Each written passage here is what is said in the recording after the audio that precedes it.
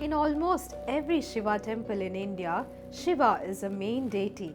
The goddess has a separate sanctum, but the primary worship goes to Shiva first. That is a general order in most Shiva temples, except in Madurai. In the Meenakshi Amman temple, the puja is offered to the goddess first. Only then it is offered to Shiva. Every single day for centuries. And every night, the Utsava Murti, the processional deity of Shiva, is taken from his sanctum and carried to Meenakshi's chamber. Every night, Shiva goes to her, and every morning he is brought back. This nightly ritual is called the Palyarai Seva. Palyarai means the resting chamber of the goddess. It has been happening for hundreds of years without a single break. Why? Why does this one temple flip the order? Why does Shiva come second here?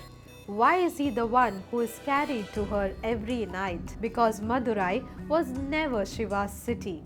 It was hers. And to understand why, we need to go back thousands of years to a fire ritual, a kingdom in crisis, and a child who was born from the flames. So before we even get to Meenakshi, we need to understand why she was born. Because her birth was not random. It was a response to a crisis, a political crisis. The Pandya dynasty was one of the most powerful kingdoms in South India. Their capital was Madurai, and their king at the time was Malayadwaja Pandya. Now Malayadwaja was a strong ruler, a just ruler, but he had one problem that kept him up at night. He had no heir, and in a kingdom like the Pandyas, no heir meant one thing.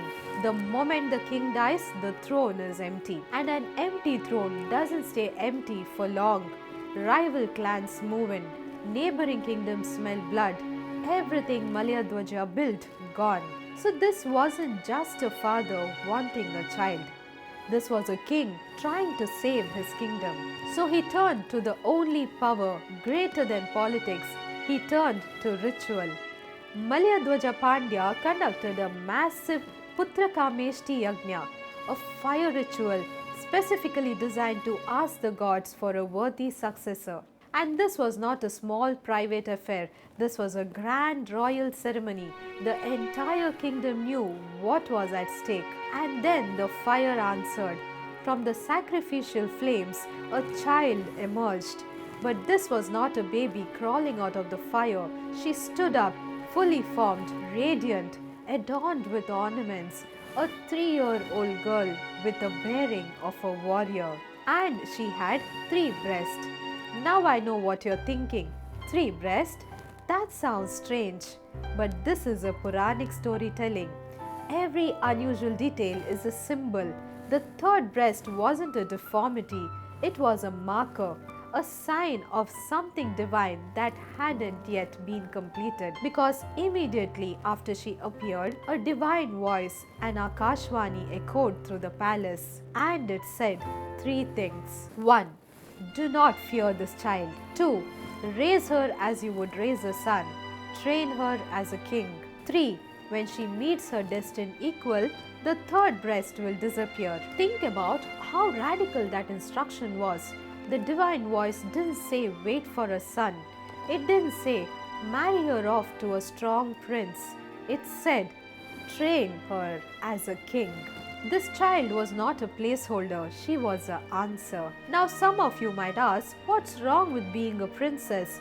Nothing by today's standards. But in that world, a princess had no claim to the throne. A prince did.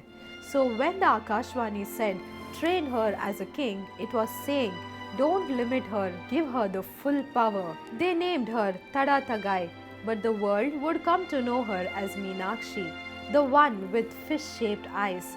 Meena means fish, Akshi means eyes. Beautiful, fierce and divine. And there is a deeper meaning hidden in that name.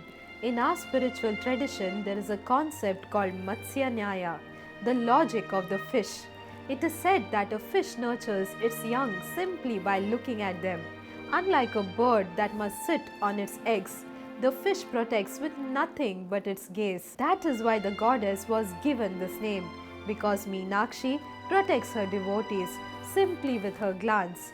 Her eyes are not just beautiful, they are her power. True to the divine instruction, Malyadwaja Pandya raised Meenakshi not as a princess but as a Yuvaraja, a future king. She was trained in martial arts, she was trained in statecraft, she studied the Vedas and the Shastras, she learned diplomacy, she learned warfare, and when the time came, she didn't inherit the throne by default, she earned it. And Meenakshi proved that instruction right. Meenakshi didn't just sit on the throne. She expanded the Pandya kingdom. She defeated rival rulers. She was known not as a queen but as a king of Madurai. And once she had secured her borders, she did something that very few rulers in history have done. She launched a Digvijaya. A Digvijaya is a military campaign across the known world, a march of conquest in every direction.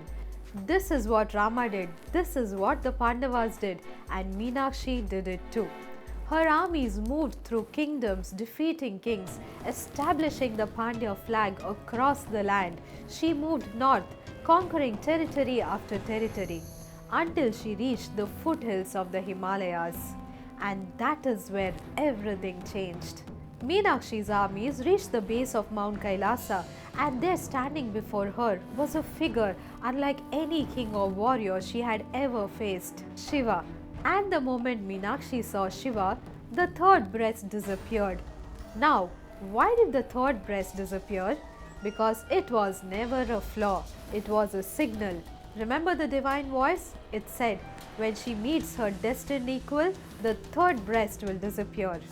Meenakshi was Shakti herself, the divine feminine, walking in human form. The words of the Akashvani had come true. Shakti had found Shiva.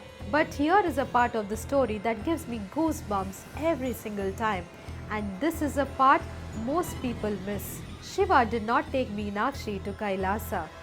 He followed her back to Madurai. Shiva, Mahadeva, the supreme consciousness of the universe, left Kailasa and came to Madurai, not as a ruler, not as a supreme deity. He came as Sundareshwarar, the beautiful god, to marry Meenakshi and live in the city that she had already built. The wedding of Meenakshi and Sundareshwarar is not just a story from the Puranas, it is still celebrated every single year. It is called the Chittirai Thiruviza, the Chittirai festival. It is one of the grandest temple festivals in all of India. Every year, millions of devotees gather in Madurai to witness this divine marriage.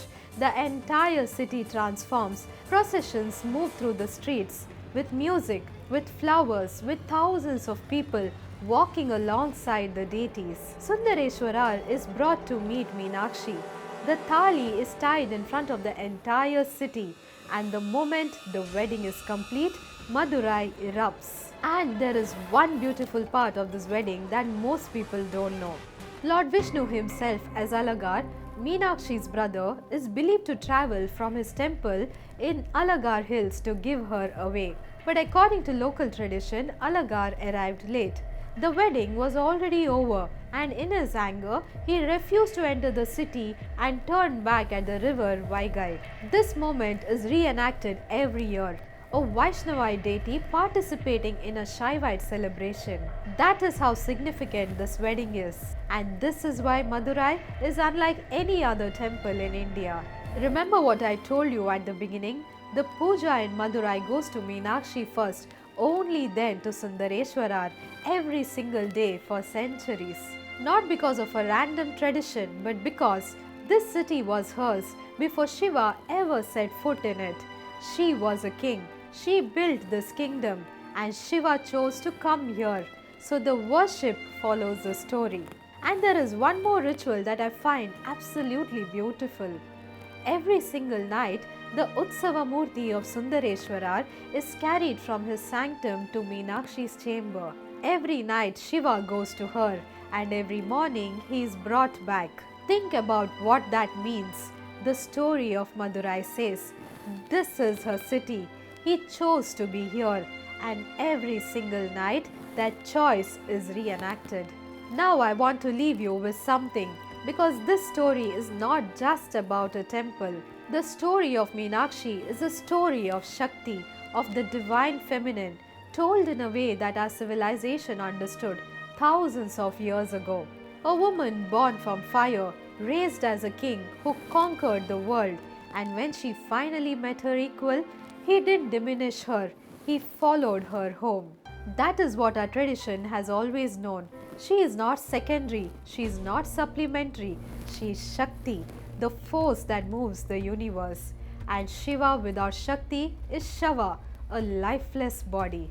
Madurai understood this before the world did, and the Meenakshi temple stands as proof that in our tradition, the goddess doesn't wait for the god waits for the goddess. If you enjoyed watching the story, share it with your friends and family. Comment Om Shri Meenakshiye Namaha below if you felt the power of this story. And subscribe to Temple Girl because every temple has a story and we are here to tell you the real ones.